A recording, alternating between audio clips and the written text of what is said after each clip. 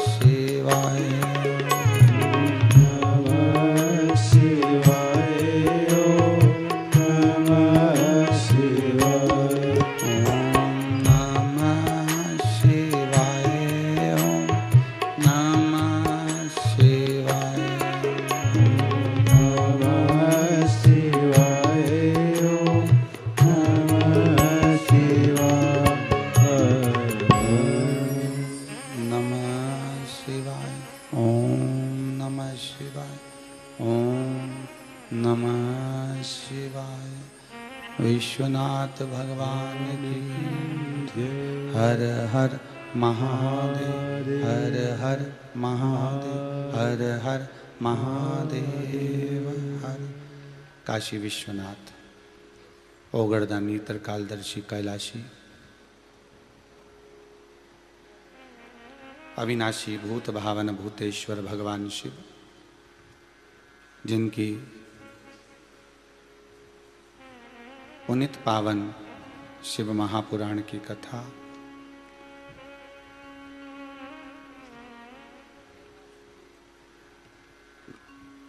जो जीवन का सुख प्रदान करने वाली है, अविरल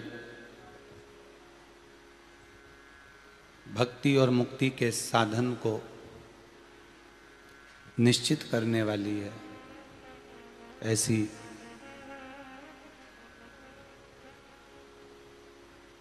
पवित्र पावन शिव महापुराण की कथा को श्रवण करने का सौभाग्य अपन सभी को प्राप्त हुआ है। आज स्नान दान अमावस्या की आप सभी को बहुत बहुत साधुवादता, बधाइयाँ हैं। भले कोरोना महामारी के चलते अपन गंगा के घाट नहीं पहुंच पाए,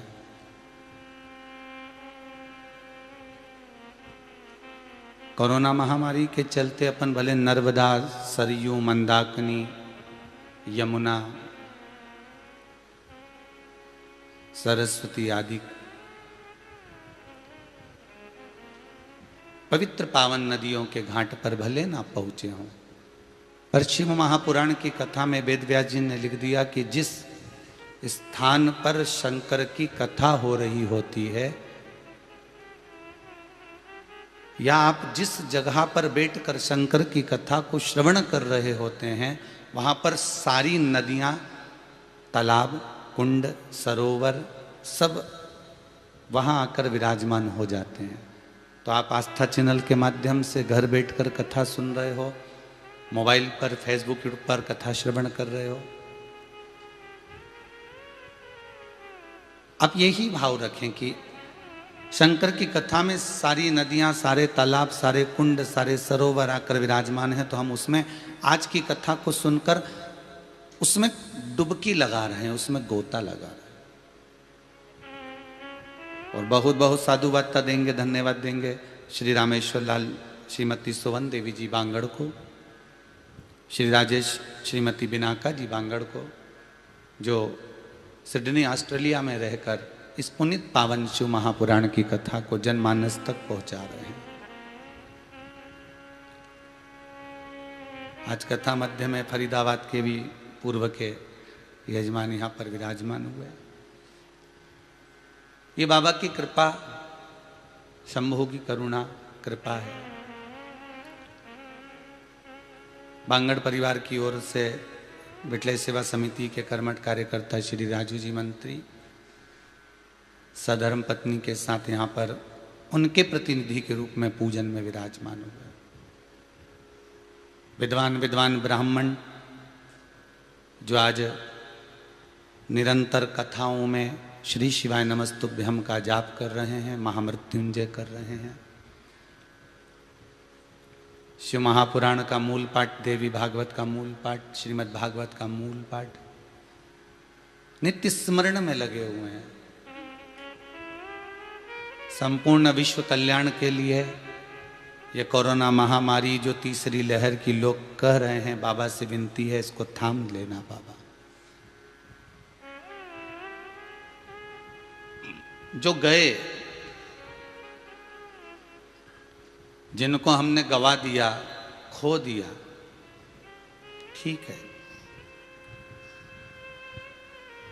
पर अब जो ये तीसरी लहर आए और इसमें अगर छोटे छोटे बच्चों के लिए बता रहे हैं कि प्रबल है, तो उसको नहीं देख पाएंगे, उसको नहीं सह पाएंगे।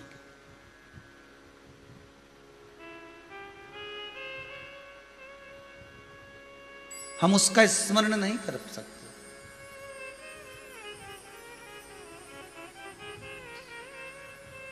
बाबा करुणा सागर, त्रिकालदर्शी, कैलाशी, अविनाशी मेरा शिव। आपको पहले भी कथा में कहा, दिल से अगर हम उससे बोलते हैं, दिल से अगर हम उससे कुछ कहते हैं, तो वो सुनता जरूर है। चींटी के पैर की आवाज भी उसको सुनाई देती है, तो क्या सांसारिक मानव की आवाज सुनाई ना देगी?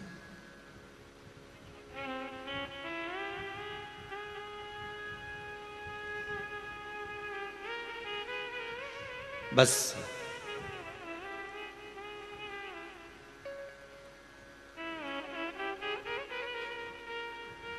हमारे बोलने का एक तरीका और उसके सुनने का एक तरीका है। फिर वही वाली बात याद करिए, पहले दिन की कथा। डोरी बहुत लंबी फैला कर रखी है, बल्ब भी वहां लगा कर रखा है, ट्यूबलाइट भी लगा कर रखी है। डोरी तो फैला दी, बोर्ड के पास लाकर छोड़ भी दी, पर प्लग में उस कनेक्शन को नहीं जोड़ोगे तो क्या बल्ब जल सकता? नहीं। उसी तरह काम, लोभ, विषय, वासना, आसक्ति और तृष्णा की डोरी बहुत लंबी है। इन आसक्तियों की डोरी में हम बहुत लंबे, बहुत बहुत प्रकाश करना चाहते हैं, पर इस मन को, इस डोरी का जो वायर है, इसको परमात्मा से हम जोड़ नहीं पा रहे हैं।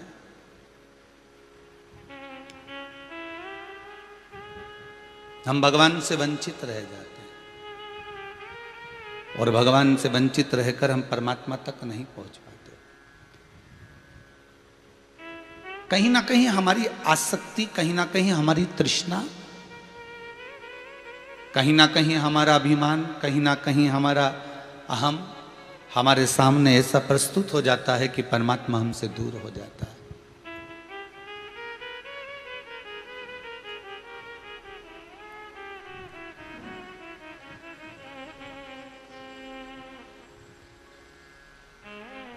एक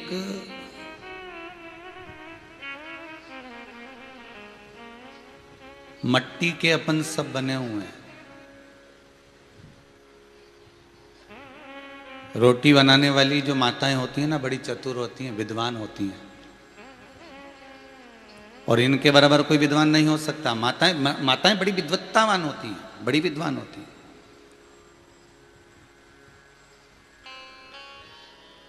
एक परात में आटा डालती है, पानी रख लेती है, थोड़ा सा नमक डालकर उसनने बैठती है। उसको ये अंदाजा रहता है कि रोटी का आटा कैसे उसनना है, पूड़ी का आटा कैसा उसनना है, कैसा उसको मसना। उसको ये अंदाजा रहता है कि बाटी का आटा कैसा बनाना है, कैसा उसको उसनना है, बाफले का आटा कैसा उसनना है, ये वो मां जानती है।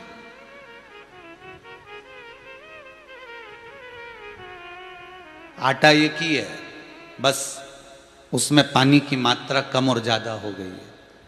पूड़ी का आटा थोड़ा सा कठोर कर दिया, उससे ज्यादा कठोर बाटी का आटा कर दिया, बाटी के आटे से ज्यादा कठोर बाफले का आटा कर दिया। इसमें थोड़ा पानी की मात्रा कम कर दी गई, और रोटी के आटे में पानी की मात्रा को थोड़ा सा बढ़ा दिया गया है। मां जानती है कि आटा एक ही है, एक ही बोरी का है, एक ही जगह का है, एक ही मशीन से पिस कर आया हुआ है। बस उसको जो बनाना है उसके अनुसार उसको वो उसन लेती है। उसी तरह जैसे माता आटे को बार बार उसनती है, बाटी का अलग, बाफले का अलग, रोटी का अलग, पूड़ी का अलग, पराठे का अलग, उसी तरह वो परमात्मा भी एक ही लोई के, अपन सब एक ही बोरी के बने हुए, एक ही आटे के हम मूर्ति हैं, एक ही जगह से हम निर्मित हुए हैं।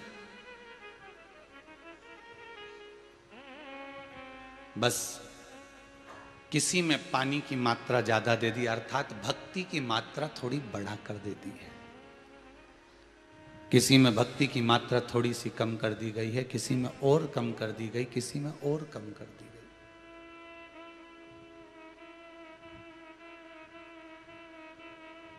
मां जानती है अगर बाटी के आटे को वापस रोटी का बनाना है तो क्या करेगी, पानी थोड़ा सा और डाल देगी। बाफले के आटे को वापस रोटी का बनाना है तो उसमें पानी की मात्रा और डाल देगी। पूड़ी के आटे में थोड़ा सा पानी अच्छे से मस देगी तो फिर वो रोटी का आटा बन जाएगा, रोटी के लिए वो उसन दिया जाएगा। माँ जानती है ये बात, और ये बात भगवान को भी, अपने को मार्गदर्शन करने के लिए परमात्मा ने ये बात कह दी कि अगर तुम्हारे भीतर भक्ति का संचय नहीं हो पा रहा, आपके भीतर भगवान के प्रति प्रेम जागृत हो ही नहीं पा रहा, संसार के लिए तो आपके पास बहुत प्रेम है,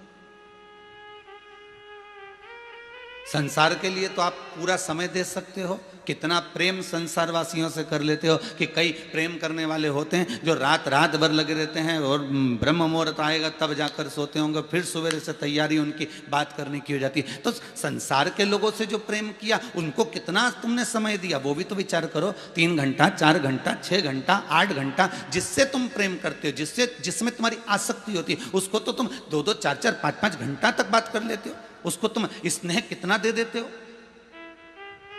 और जिस परमात्मा ने अपने को बनाया, जिस परमात्मा ने अपना सर्वस्व प्रदान कर दिया, जिस परमात्मा ने तुमको जीने का ढंग सिखा दिया, जिस परमात्मा ने इस मृत्यु लोक में तुम्हें बनाकर भेज दिया, जिस परमात्मा ने तुम्हें हर पल, हर घड़ी, हर क्षण तुम्हारे सामने आकर खड़ा हो गया, जो परमात्मा तुम्हारे पल पल में साथ देने के लिए तैयार खड़ा है, उस परमात्मा को हमने दिया कितना समय है वो भी तो अंदाजा लगाओ। केवल सुबह उठे और राम राम बोल लिए, सुबह उठ के 2 अगरबत्ती लगा ली, भगवान को थाली में रख के स्नान करा दिया, लड्डू गोपाल, गणेश जी, शंकर जी सबको एक ही थाली में रखा और नीना नीलू के कपड़ा पहनाया। तो ठीक, आधे ज्यादा थोड़े बहुत भगवान को कपड़े पहनाते, तुम कौन से सारे भगवान को कपड़े पहना देते हो?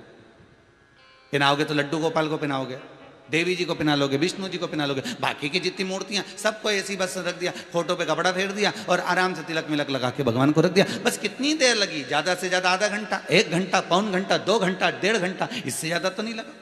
और उसमें भी पाठ भी चल रहा है, सेवा भी चल रही है, पूजन भी चल रही है, अर्चना भी चल रही है, सब काम एक साथ चल रहा है, संपूर्ण कार्य एक साथ कर रहे हो। और जिससे तुम स्नेह करते हो उसका फोन आ गया तो तुम संपूर्ण कार्य त्याग कर उससे बात करते हो। संपूर्ण कार्य को त्यागोगे फिर बात करोगे। और परमात्मा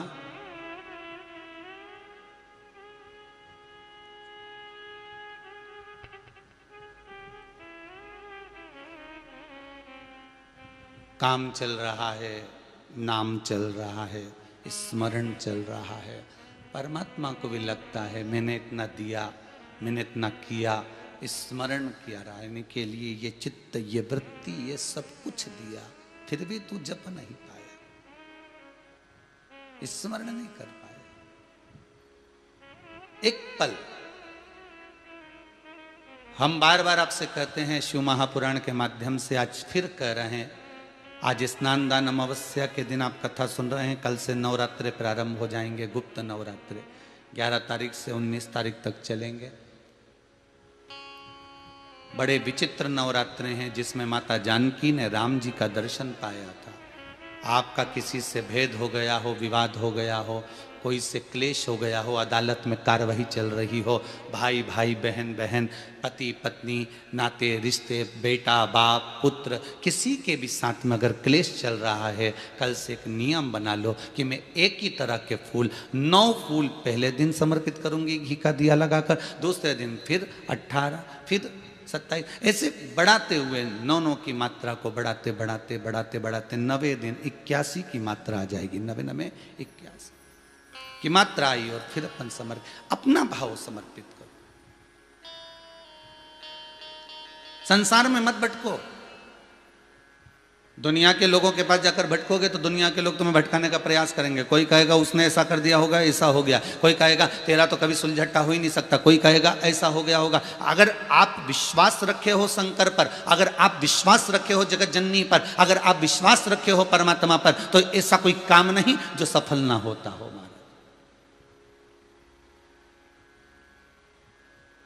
अगर विश्वास रखा है तो दुनिया का ऐसा कोई काम नहीं जो सफल ना हुआ।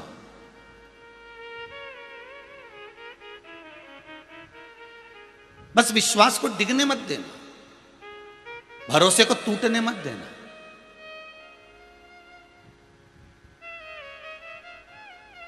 इस कुबेरेश्वर धाम में अभी तो भले लॉकडाउन चल रहा है और आप लोगों से भी निवेदन है कि अपने घरों में बैठकर कथा सुनो।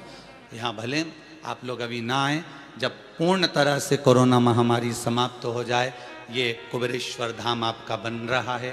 आप बना रहे हो, गौशाला आप बना रहे हो, वृद्धाश्रम आप बना रहे हो, सब आपका है। आप फिर भले 10 दिन रुको, 15 दिन रुको, 20 दिन रुको, महीना भर रुको, कोई तुम्हें मना नहीं करेगा, किसी की मनाही नहीं। ये आपका है, आपके द्वारा निर्मित करा गया। यहाँ का मालिक कोई दूसरा नहीं। कुबेरेश्वर धाम में कुबेरेश्वर भंडारी ही इसका मालिक और आप हो बस।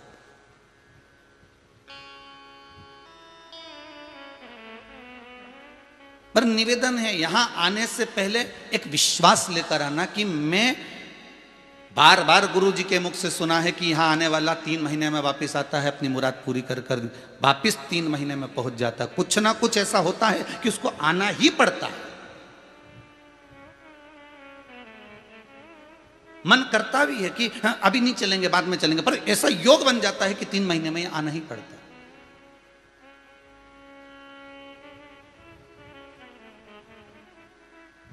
तो विश्वास रखकर इस भूमि पर अगर आते हो, विश्वास रखकर यहां अगर आप पहुंचते हो, विश्वास रखकर अगर आप भगवान का भजन करते हो, विश्वास रखकर अगर आस्था चैनल पर भी शिव महापुराण की कथा सुन रहे हो, विश्वास रखकर अगर मोबाइल पर भी कथा सुन रहे हो, फेसबुक यूट्यूब पर भी कथा श्रवण कर रहे हो, और विश्वास अगर दृढ़ है और आप विश्वास रखकर कोई उपाय कर रहे हो, तो जितने लोग कथा को सुन रहे हैं, जितने आस्था चैनल पर कथा सुन रहे हो, जितने मोबाइल पर सुन रहे हो, दिल पर हाथ रखकर बोलना, कभी इतनी कथा सुनने पर तुम्हारे मन में, तुम्हारे विचार में कोई प्रश्न आया होगा और वो प्रश्न का उत्तर मिला कि नहीं मिला। जितने मोबाइल पर सुन रहे हो, फेसबुक यूट्यूब पर जितने लोग कथा सुन रहे हो, भले आस्था चैनल पर जितने लोग कथा सुन रहे हैं, ये तो जवाब नहीं दे सकते, क्योंकि इन्हें तो सुन रहे हैं तो मन में कह सकते कि हाँ हमारा ये काम हो गया, बाबा ने हमारी सुनी और हमने ये सोचा था, ये उत्तर हमको मिल गया, हमने ये विचार करा था और हमारा ये काम हो गया। भले वो बता नहीं सकते, क्योंकि वो कथा में टीवी के सम्मुख में किसको बताएंगे, अपने परिचित को, पर जगत को तो नहीं बता सकते। पर मोबाइल एक ऐसा साधन है जिस पर तुम लाइव कथा अगर सुन रहे हो तो उस पर अपना मैसेज आप कर सकते हो कि बाबा ने मेरी ये बात सुनी थी और बाबा ने मुझे ये कृपा करी थी।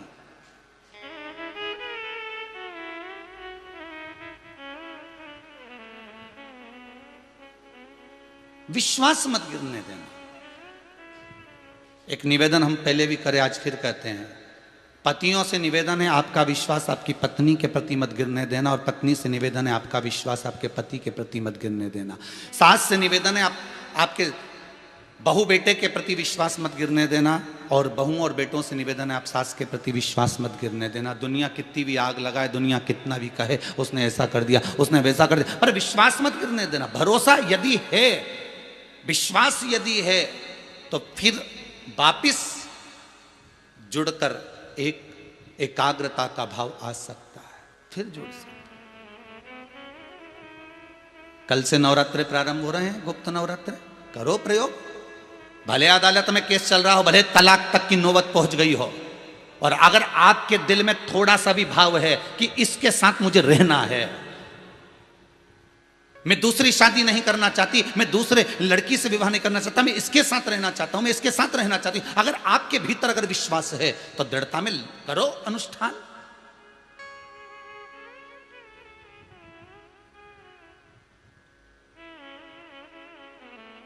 तुमने दुनिया भर का काम करके देख लिया ना, बाबा जोगी के पास भी हो जाए, तंत्र विद्या वालों के पास भी हो जाए, मंत्र विद्या वालों के पास भी हो जाए, वकीलों के पास भी हो जाए, जज के पास भी हो जाए, जब तुम सारी दुनिया में घूम कर आ गए, मम्मी पापा के पास भी हो जाए, मायके में भी हो जाए, सब कुछ कर लिया, तो अब एक उपाय ये जगत के बाप के पास जाकर कर लो, एक उपाय ये परदादा के पास जाकर कर लो, एक उपाय मेरे शंकर के पास, कालाधिपति महाकाल के पास जाकर, मेरे शंभू के पास जाकर कर लो, एक उपाय अपने दिल से उस परमात्मा को रिझा कर लो। फिर देखो करे ना करे, जब वो माँ जानकी को मेरे राम का दर्शन मिल सकता है वाल्मीकि बाबा के कहने पर, तो क्या अपने को नहीं मिल सकता?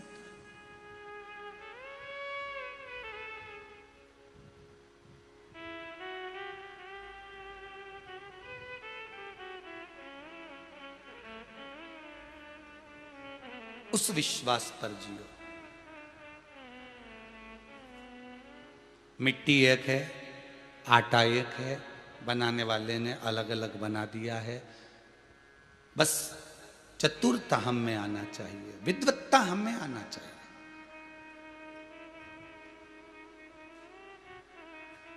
गुरु ने जितना पढ़ा है वो आपको उतना पढ़ाएगा। गुरु जितना पढ़ा है उतना आपको पढ़ाएगा। यदि चेले के मन में भक्ति का भाव जागृत हो जाएगा तो हो सकता है कि वो गुरु से भी आगे निकल जाएगा भक्ति के भाव। दो मित्र जा रहे थे गुरु के आश्रम से, दोनों मित्रों में से एक मित्र बोला, आज तो भगवान ने बड़ी कृपा कर दी, आज तो खीर खाने को मिलेगी, मीठे का भोजन मिलेगा। मीठे का भोजन? हाँ। दूसरे मित्र ने पूछा, कैसे मिलेगा? तू कैसे कह सकता है कि आज अपने को मीठा खाने को मिलेगा, खीर खाने को मिलेगी? तो पहला मित्र बोला, बात यह है कि मैंने गुरु जी के मुख से सुना था कि जब सवेरे सवेरे मिट्ठू का दर्शन हो जाए, तोते का दर्शन हो जाए, शुक का दर्शन हो जाए, सवेरे सवेरे अगर पक्षी के रूप में तोता दिख जाए, मिट्ठू दिख जाए, सुखदेव दिख जाए, शुक दिख जाए, तो समझ लेना कि मीठा खाने को मिलता है, खीर खाने को मिलती है।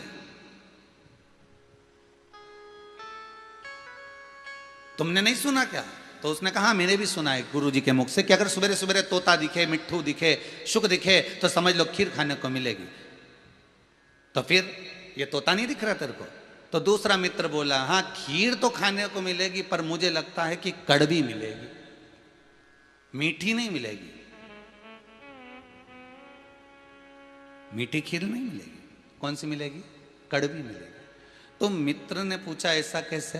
तो कि मेरा मन कहता है कि कड़वी मिलेगी। और दोनों मित्र चले। आगे जाकर किसी पथिक ने सुंदर भंडारा लगाया हुआ था कि आज आप हमारे यहाँ भंडारा करिए, भोजन करिए। और उस मार्ग से चलते चलते दोनों रुक गए, और रुकने के बाद में जो भोजन करने बैठे तो खीर तो मिल गई। तो मित्र ने कहा, देख मैंने कहा था तेरे को खीर मिलेगी, और खीर खाने को मिली। और जैसे ही खीर आई और दोनों ने जो खाई, खाते से ही मुंह में से कुल्ला कर दिया, और इसमें तो ऐसा लगता है जहर मिलाओ, इतनी कड़वी है खीर। दोनों ने थूक दी। दूसरा मित्र बोला, मैंने कहा था ना तेरे को, खीर तो मिलेगी पर कड़वी मिलेगी।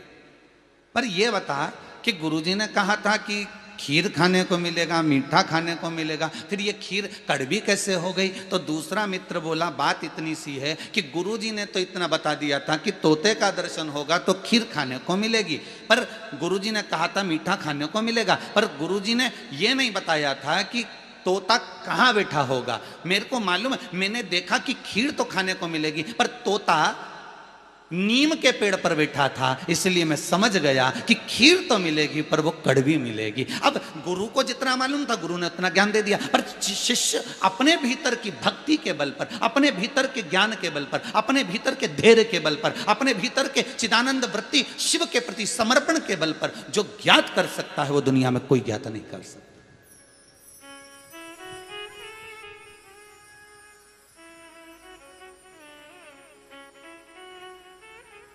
आज के जमाने में हम भेड़ चाल चलते हैं, ये दुनिया के लोग सारे भेड़ चाल में चले जाते हैं। एक व्यक्ति ने अगर किसी चीज की बुराई करना चालू करी तो दूसरा व्यक्ति उस पर बुराई में तुरंत कमेंट्स करना चालू कर देगा। दूसरे ने बुराई करना चालू करी तो तीसरा तुरंत कमेंट्स करना चालू कर देगा। तुम देखना, रोज आप लोग फेसबुक चलाते होगे, रोज आप व्हाट्सएप चलाते हो, एक व्यक्ति ने अगर थोड़ा सा कमेंट्स करा, थोड़ी सी निंदा करना चालू करी, किसी संत साधु सन्यासी तपस्वी साधक उपासक मंदिर देवालय नेता आदि किसी की भी बुराई, अगर कोई एक साधारण स्त्री पुरुष किसी की भी बुराई, एक जरा सा जीव की भी अगर बुराई कोई करता है, एक व्यक्ति ने अगर बुराई करना चालू करी तो उसके साथ में 10 धीरे धीरे धीरे धीरे उसके पीछे लगते चले जाएंगे और बुराइयां निकालना प्रारंभ कर देंगे। पर बुरा ढूंढने वाला व्यक्ति बुरा ढूंढ लेता है, और उसी क्रम में अगर कोई व्यक्ति कह दे कि इसमें ढूंढी जाए तो अच्छाई निकालने में बहुत पीछे हट जाएंगे। दृष्टि में, बुद्धि में, अरे जिस कलर का चश्मा लगाओगे सामने वाला व्यक्ति वैसा ही दिखेगा, बिल्कुल वैसा। काम का चश्मा लगाओगे तो कामी, लोभ का चश्मा लगाओगे तो लोभी, अहंकार का चश्मा लगाओगे तो अहंकारी, वासनावान का चश्मा लगाओगे तो वासनावान, तृष्णावान का चश्मा लगाओगे तो तृष्णावान नजर आएगा। तुम्हारी दृष्टि पर जो चश्मा चढ़ा होगा सामने वाला व्यक्ति वैसा नजर आएगा। आपके ऊपर है कि आप क्या देख रहे हो। आपके भीतर अगर अहंकार भरा हुआ है तो सामने वाला व्यक्ति आपको कितना भी अच्छा होगा तो भी अहंकारी नजर आएगा। बताओ कितना अहंकारी आदमी है, राम राम नहीं कर रहा, सीताराम नहीं कर रहा, हम तो 4 घंटे क्या जब से एक बार भी मिलना ही नहीं हुआ, कितना अहंकार भरा होगा। अहंकारी को अहंकारी नजर आता है, कामी को कामी नजर आता है, आसक्तिवान को आसक्तिवान नजर आता है, तृष्णावान को तृष्णावान नजर आएगा, निंदक को निंदक नजर आएगा, चोर को चोर नजर आएगा, साहूकार को साहूकार नजर आएगा, ईमानदार को ईमानदार नजर आएगा, धर्मात्मा को धर्मात्मा नजर आएगा, पुण्यात्मा को पुण्यात्मा नजर आएगा। श्री नामदेव जी महाराज जब पंढरपुर में पांडुरंगा के सामने हरि विठ्ठल गाते थे तो दुनिया के लोग उनको अपशब्द कहते थे, पर नामदेव जी के चरणों में बैठकर एक शिष्य हमेशा कहती थी कि नामदेव गलत नहीं, क्योंकि उसकी दृष्टि में अच्छा समाया हुआ था।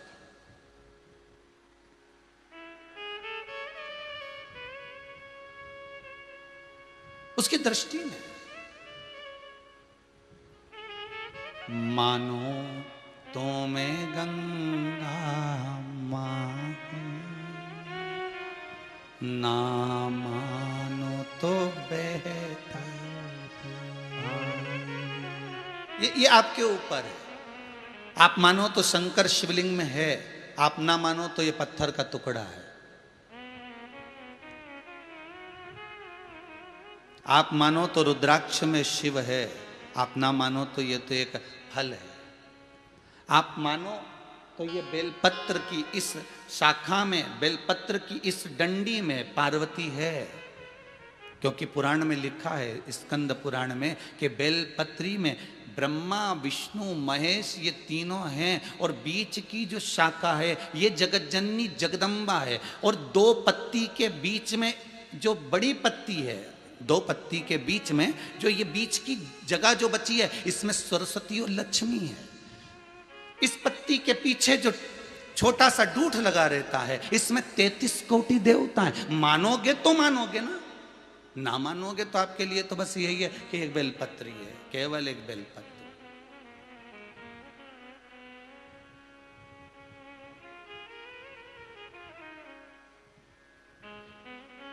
पोथी पढ़ पढ़ जगमुहा, पंडित भयो न कोई, ढाई आखर प्रेम को पढ़े सो पंडित हो। खूब पढ़े, खूब पढ़े, खूब। एक बड़ा विद्वान ब्राह्मण था, बहुत विद्वान, बहुत विद्वान, बहुत विद्वान। और गांव में एक बहुत साधारण सा ब्राह्मण था जो कहीं पढ़ने नहीं गया था, ना काशी गया, ना इलाहाबाद गया, ना मथुरा, ना वृंदावन, ना गोकुल, ना बरसाना, कहीं पढ़ा ही नहीं था बस।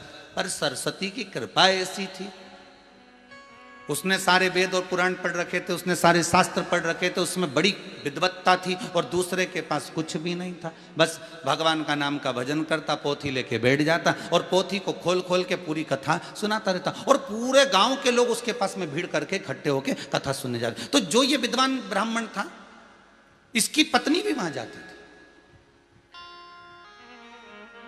अब अपने विद्वान पति को छोड़कर दूसरे के यहाँ कथा सुनने जाएगी तो थोड़ा उसको गुस्सा आएगा कि नहीं आएगा, कि मैं इतना विद्वान है। भाई विद्वान पंडित को कब गुस्सा आता है? जब पत्नी पड़ोसन को फोन लगा के पूछती है कि तू हरतालिका तीज का व्रत कब कर रही है, तू एकादशी का व्रत कब कर रही है, तू सोमवार का व्रत कब कर रही है, तू प्रदोष का व्रत कब कर रही है। उसके घर में विद्वान पति है, सारा वेद सारा शास्त्र सब कुछ जानता है, पर वो उससे नहीं पूछ रही, वो पड़ोसन से पूछ रही। वो पड़ोसन फिर बता रही कि मैंने पंडित जी से पूछा था, उनने महाराज ने इतनी तारीख का बताया, मैं तो उस तारीख को कर रही। और पति कह दे कि इतनी तारीख को, पर वो उस तारीख को नहीं करेगी, जिस तारीख को उसने बताया उसी तारीख को करेगी। अब वो विद्वान पंडित की धर्म पत्नी जिसको कुछ नहीं आता था भगवान के भजन के सिवाय, उसके यहाँ वो भी कथा सुनने चली जाती थी। एक दिन इसको आया और इसने पत्नी को आवाज लगाई, पत्नी नहीं दिखी, बड़ा क्रोध आया इसको, मेरी पत्नी कहाँ गई? इसको ध्यान में आ गया कि वहीं चली गई होगी, वहीं गई होगी। और इसने ऊर देखा ना पूर देखा, और गुस्से में लाल होकर चले गया, और जाकर चिल्ला चिल्ला कर कहने लगा, ये ढोंग और प्रपंच कर रखा है, तू तो ढोंगी है, तू प्रपंची है, तू छली है। बताओ, यहाँ नारियों को बिठा रखा है, स्त्रियों को बिठा रखा है, मेरी पत्नी को भी यहाँ बिठा रखा है। आता ना जाता, क्या आता है तेरे को? कौन सा शास्त्र आता है तेरे को? कौन सा वेद आता है? कौन सी पुराण आती है? क्या आता है तेरे को? और खूब अपशब्द कहा, खूब ताने दिए, खूब आड़ा टेढ़ा बोला, और वो चले गया। पत्नी पीछे पीछे गई, जाकर प्रणाम करा, क्यों ऐसा करा आपने, क्यों बोला ऐसा, क्या कर